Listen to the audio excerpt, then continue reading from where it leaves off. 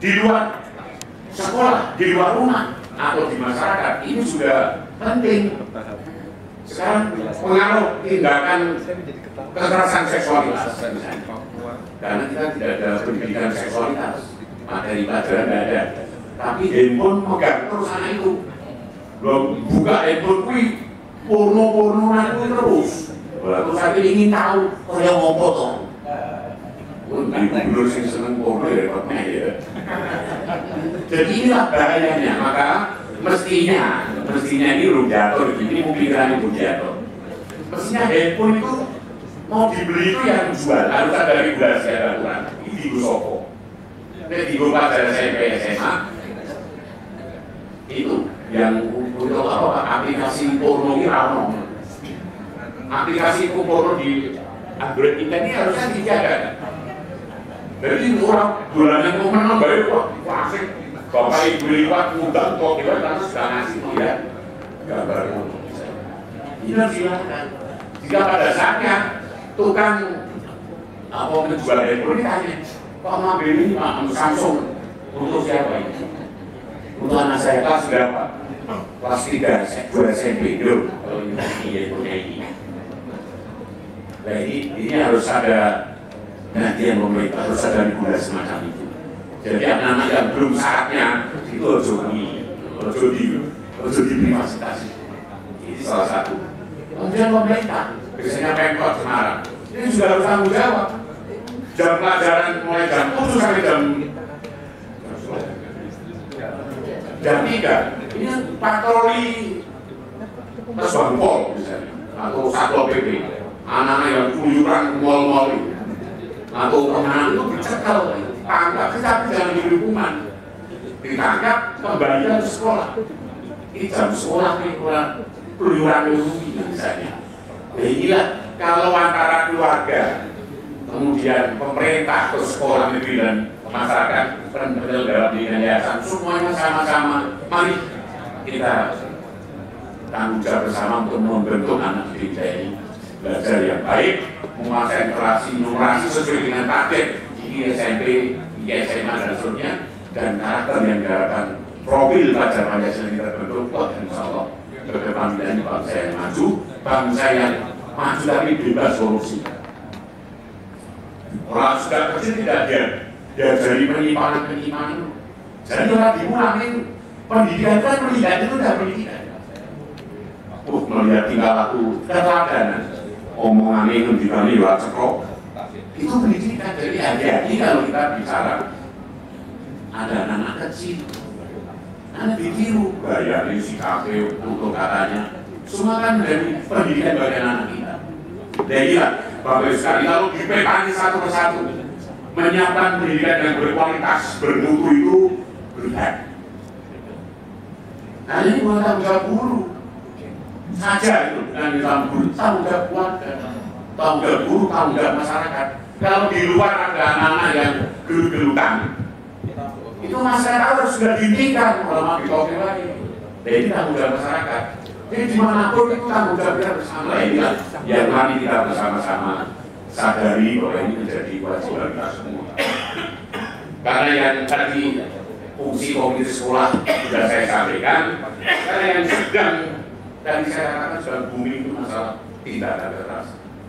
Kekerasan fisik, kekerasan psikis, seksualitas, kemudian pembiaran atau pembiaran itu sama satunya itu eksploitasi. 5 hal inilah yang sekarang disorot, yang dijadikan tema sentral bagi masa kita. Dan KPAI sudah dilapori kasus-kasus yang terjadi akibat kekerasan itu sudah hampir 2.900 kasus. Kalau dulu peraturan nomor berapa saya lupa ya, 45 atau 82 atau 15, 82 tahun 15, itu tindak kekerasan hanya diarahkan pada peserta didik di sekolah itu.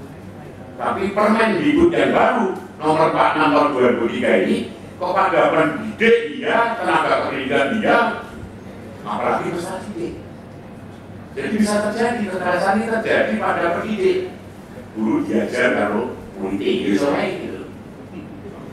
Atau guru ngajar PNDK, teknik maksud saya, atau sebaliknya ada yang ngajar politik. Jadi ini gara-gara ini menjadi sasaran supaya tidak menjadi objek, tidak hanya strategi. Inilah yang menjadikan tadi harus sekalian, sehingga saya mohon dengan sangat dengan hormat kasus-kasus yang kasih itu sifatnya tapi yang substansi. Kalau masih ada kenakalan di sekolah itu, berarti orang tua itu bertanggung jawab. Karena mungkin yang terjadi itu gara-gara di rumah itu sesuatu anak kita ini, oh bagi bapaknya mau bagi bentar ibunya mau bagi anu masih kondisi jadi orang anak-anak.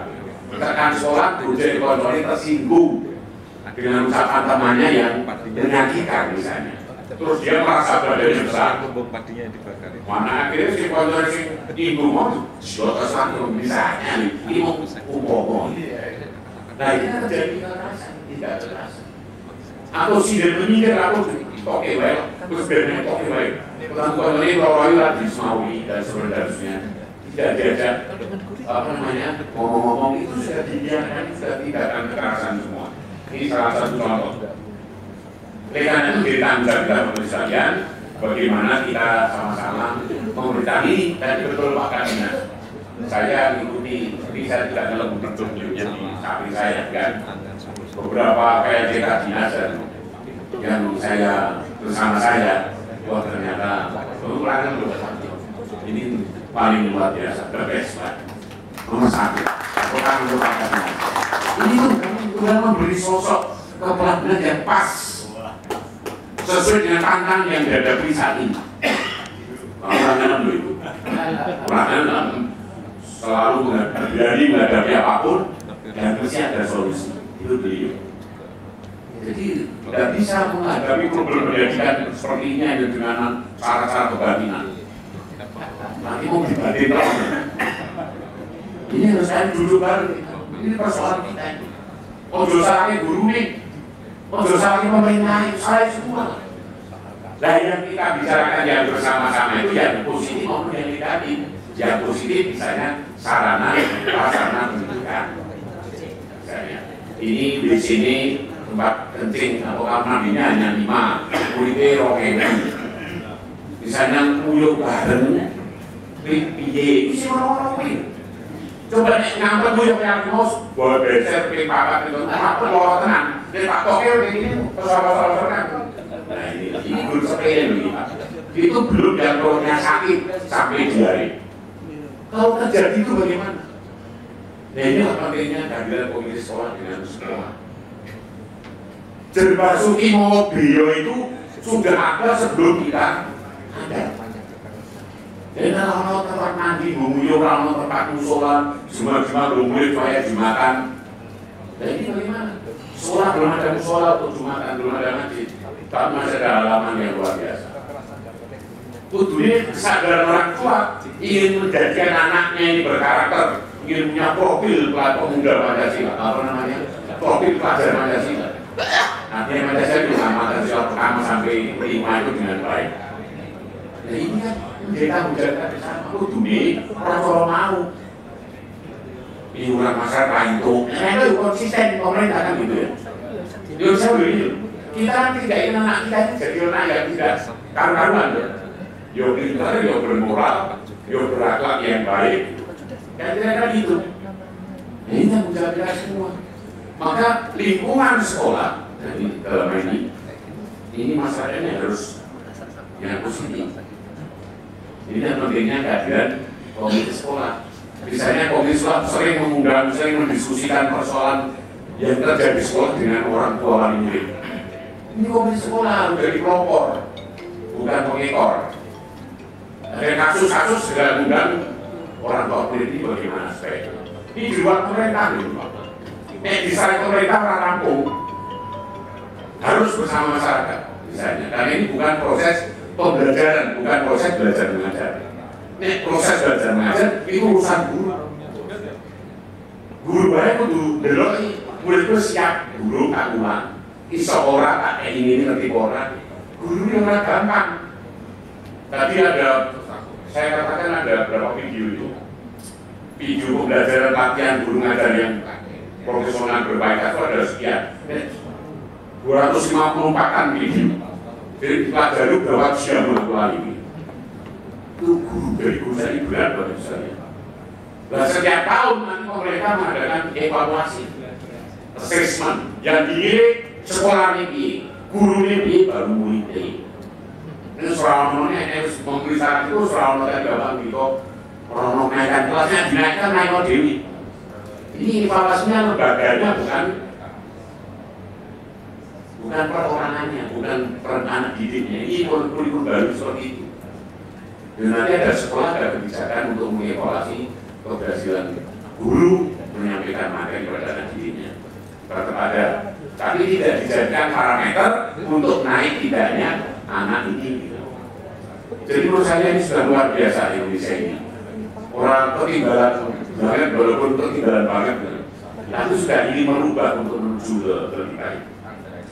Karena pendidikan bermutu, Bapak Ibu sekalian, ini adalah pendidikan yang mampu melakukan proses pematangan kualitas peserta didik yang dikembangkan dengan cara membebaskan peserta didik dari ketidaktahuan, dari ketidakmampuan, dari ketidakberdayaan, gitu, dari ketidakbenaran, dari ketidakjujuran, dari macam-macam untuk menjadi baik-baik semua. Yang tidak jujur dan jujur, yang tidak berdaya jadi berdaya, yang tidak benar jadi benar, yang tidak mampu jadi mampu. Jadi urusan ini sudah diatur dalam kurikulum semua oleh guru-guru bidang studinya semua. Nah, kalau itu semua guru siap semua seperti itu, tapi ini muridnya siap. Jadi bapak pulang cocok gitu. Nah, supaya murid siap, motivasi belajar, semangat belajar ini harus ditumbuhkan, dibangun dari orang tua, dari keluarga di rumah. Kira-kira gitu kalau kita ini mendaki kualitas sumber daya manusia yang diharapkan besok bisa membawa kejayaan bangsa Indonesia dan kehidupan lebih baik bagi setiap peserta didik kita yang akan datang. Inilah sekalian salah satu upaya-upaya kita sehingga nanti di sekolah itu pendidikan berbasis kompetensi.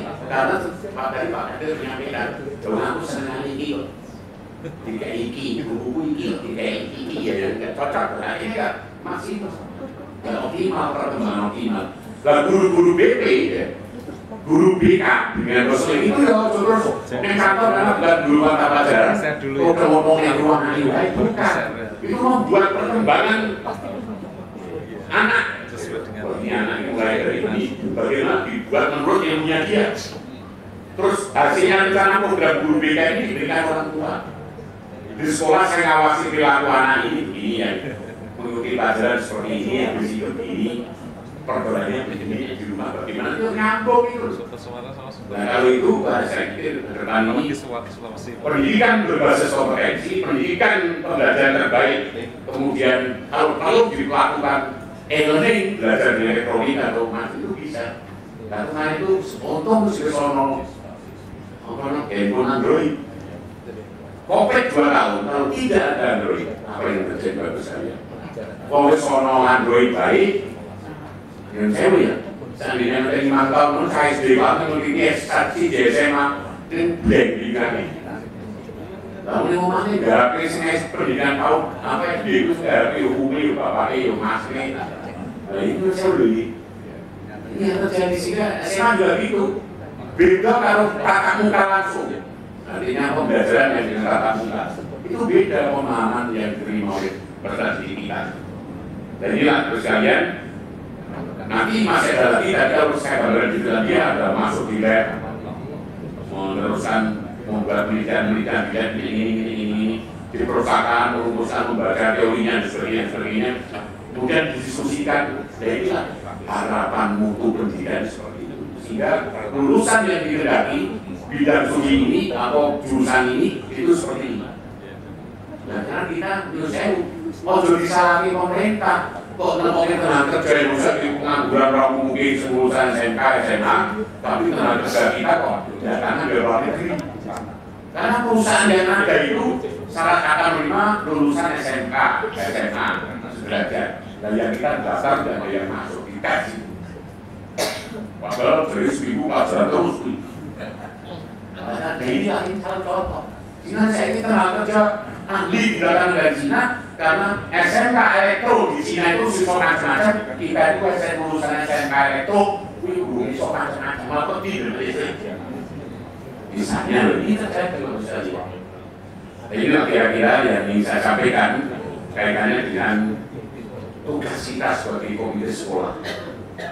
Tokoh-tokoh masyarakat yang peduli kepada keberhasilan pendidikan atau mutu pendidikan kepada pendidikan.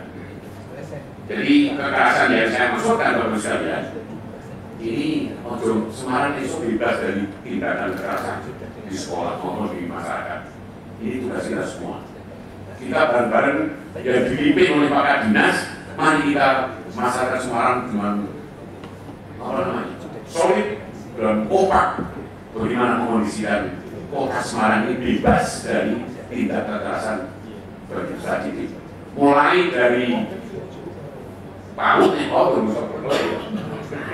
mulai dari pendidikan dasar SD sampai SMA SMK. Walaupun SMA SMK ini secara tupoksinya itu urusannya pemerintah provinsi dan otonomi daerah membagi pendidikan tingkat dasar diserahkan kabupaten kota, pendidikan menengah diserahkan gubernur, pusat diserahkan pada kementerian Dikbudristek. Tetapi pendidikan ada undang-undang yang disebut dengan undang-undang konkuren. Itu artinya pendidikan ditanggung jawab bersama, dilakukan bersama. Jadi kalau menjaga SMK ini anaknya Pak Gubernur, atau anaknya wali kota, kan juga ada. Terus naik, anaknya Gubernur itu anaknya wali kota, karena tidak di Semarang. Sekolahmu banjir itu urusan Gubernur, akses menuju sekolah itu urusan wali kota. Jadi ini tidak bisa dipisahkan. Ini hanya komitmen politik masalah otonomi daerah. Jadi foto wae sumber di negara gitu. Tapi beda APBN itu dirakyatkan sama ya. Jadi kita mikirnya gitu rasa di PKPK kan urusan ini perlu. Bagi saya itu kira-kira saya. Jadi itulah yang ingin saya sampaikan. Saya hari ini sebenarnya ingin menampung ingin mencerah apa yang terjadi di kota kita di Semarang. Karena saya tidak mungkin monitoring saya dengan jumlah lembaga binaan yang sudah ada SD ratusan, SMP banyak banget, SMP 45, SMP swasta 100 berapa itu orang mungkin umur 9 yang hanya 11 orang baru itu jadi menjago semua. Sehingga kesempatan yang baik ini saya serahkan pada Bapak sekalian, apapun yang terjadi di lingkungan pendidikan yang dihadapi apa tolong disampaikan. Saya siap untuk menerima keluhan atau apapun. Jadilah toleransi di luar pendidikan. Keluhan-keluhan dan semua masalah yang ada ini nanti akan kami diskusi analisa dan akan kami jadikan bahan rekomendasi bagi wali kota. Ini kan tugas kita. Mereka itu ras izin, ras arah baku. A katakan A, B katakan B. Supaya kita nanti bisa milah gitu. Oh ini benar regulasinya ada, ini tidak ada. Jadi di kebijakan ya dilarang menaiki apa sih? Umumkan dulu kan tidak umum, kepala sekolah rambut, kabinet rambut. Tapi komite sekolah. Dan contohnya ada di Rembang itu ya, di Sale yang disitakan oleh Pak Ter namanya. Itu akhirnya masyarakat bingungan, nggak musola. Juga tidak orang satu orang larangan ini. Dan orang agak bisa musola ini kok. Nah itu sudah ada itu kayak itu jadi jangan sampai mencatat kehidupan pendidikan kita. Sholat kali soal musuh antri, si mana pakai ini soal ini. Karena semua batu ini loh, kalau gitu ya. Jadi kondisi ini kalau saya kita bersama. Pemerintah akan tolong untuk memikirkan nasib generasi mendatang. Dan ini tugas mereka. Apalagi tugas pendidikan, mencerdaskan kehidupan bangsa ini masuk konstitusi, masuk undang-undang. Kita wajib belajar. Dari makanya itu orang 9 tahun, saya itu 13 tahun. Ini wajib. Kira-kira gitu nih, ini mau juga ada pengantar dialog untuk kita semua. Kira-kira gitu monggo kami sampaikan pada waktu cukupnya untuk menyampaikan segala sesuatu yang terkait dengan tugas kita, terutama yang sedang ngetop itu ya masalah kenakalan, apa namanya, tindak kekerasan apapun sebenarnya. Ini aja yang kita aktifasi. Kalau bisa kita suatu saat atau kapan kita pegang bersama-sama menjaga kota kita Semarang ini yang semakin hebat, juga betul-betul semakin hebat tanpa ada kekerasan di sekolah ini, di kota kita. Itulah kira-kira yang bisa saya sampaikan. Monggo saya menjadi moderator untuk lakukan di traffic, pastinya harus tulis traffic dan gitu ya. Nah ini dialog, hubung ketemu. Pak Turun, saya kembali kepada moderator. Terima kasih, kita berdoa untuk Pak Ibu sekalian. Tiba saatnya kita berdiskusi, Flor bisa menyampaikan pandangan, harapan, atau apa saja. Tadi sudah disampaikan oleh Pak Ketua Pendidikan. Hari ini kita ingin mendengar dan menampung apa saja. Tapi pada intinya kita bersama-sama berharap sejalan dengan amanat konstitusi bahwa pendidikan itu adalah tanggung jawab pemerintah, tapi di situ ada unsur masyarakat yang karena masyarakat berpartisipasi untuk mewujudkan cita-cita mencerdaskan bangsa, maka kita semua berharap komite sekolah ini tidak hanya sekedar berdaya, tetapi kalau bisa didaya. Nah, jadi lebih tidak hanya berdaya tapi didaya. Baik, tidak akan saya panjang lebarkan, maka saya beri kesempatan kepada 5 orang tadi di depan, belakang, ibu. Ya, seperti ibu dulu tadi yang jadi ya, nanti yang pertama. Yang kedua,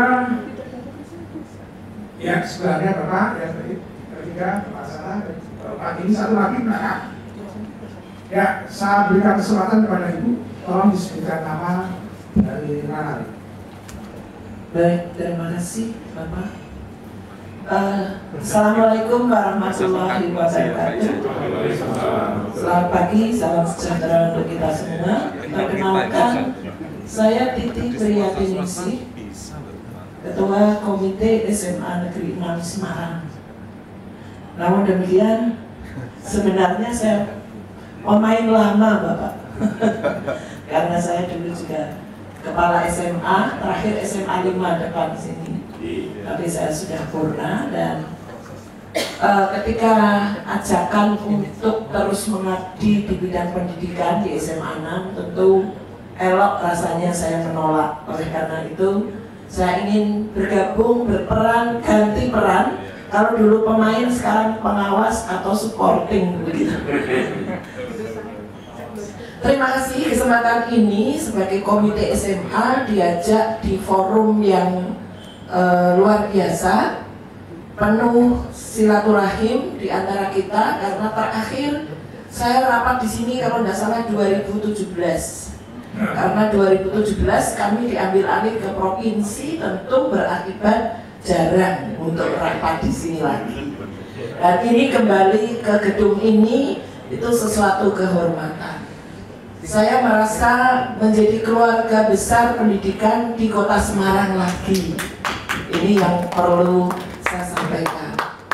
Saya menanggapi bukan saja peran fungsi komite yang jujur sebenarnya saya masih ragu-ragu. Peran komite sekarang itu tentu berbeda. Kalau tadi sudah disampaikan yang vulgar-vulgar itu saya ngalami. Saya hanya prihatin Bapak.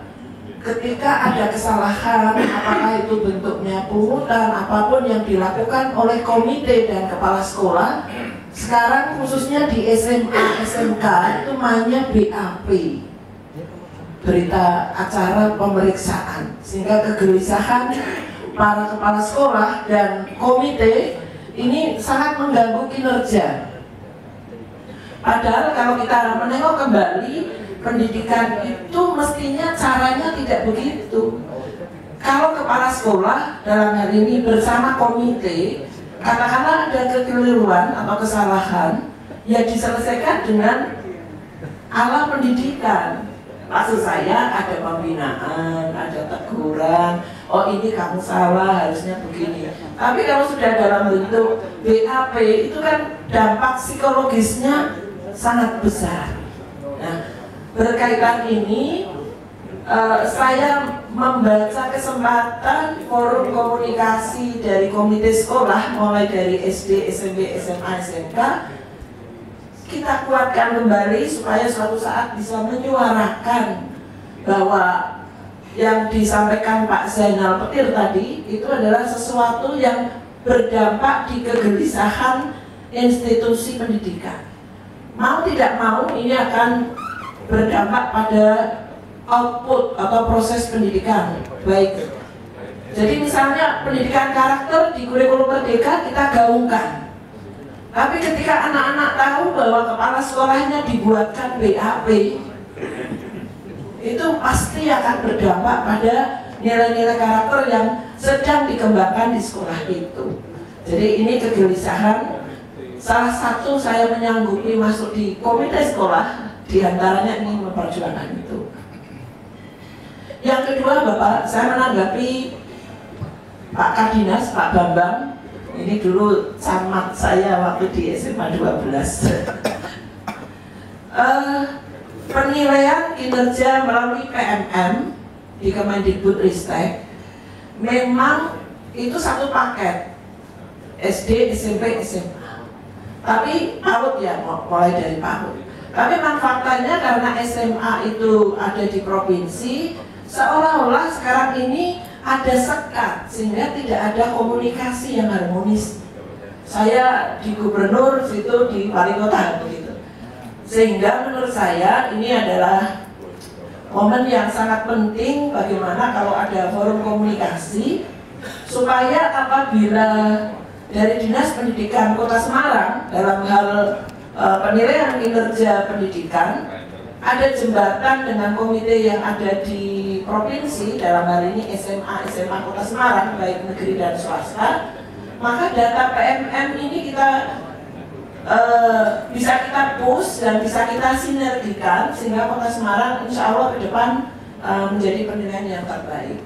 Maka saya menanggapi positif kalau nanti ada kegiatan ngopi bareng atau bahkan mungkin ada kegiatan forum komunikasi antara komite sekolah, termasuk mensikapi kurikulum Merdeka yang ternyata tadi sekilas saya mendengarkan ada hal-hal yang persepsinya berbeda. Mohon maaf, mungkin karena walaupun kita di dunia pendidikan, tapi basic kita macam-macam. Sehingga ketika mendengar kurikulum Merdeka secara konseptual, barangkali ada yang belum pas. Jadi bisa juga forum komunikasi ini digunakan untuk menyamakan persepsi. Bagaimana sih kurikulum Merdeka sehingga bisa meningkatkan kinerja sekolah di sekolah kita masing-masing. Jadi mungkin ada apakah bentuknya seminar, apa bentuknya temu ilmiah atau apa jenis yang menyamakan persepsi sehingga ketua-ketua komite dimanapun berada memiliki persepsi yang sama. Tidak ada. Saya kira itu saja Bapak untuk mungkin bukan pertanyaan tapi saya menanggapi apresiasi. Terima kasih. Wassalamualaikum warahmatullahi wabarakatuh.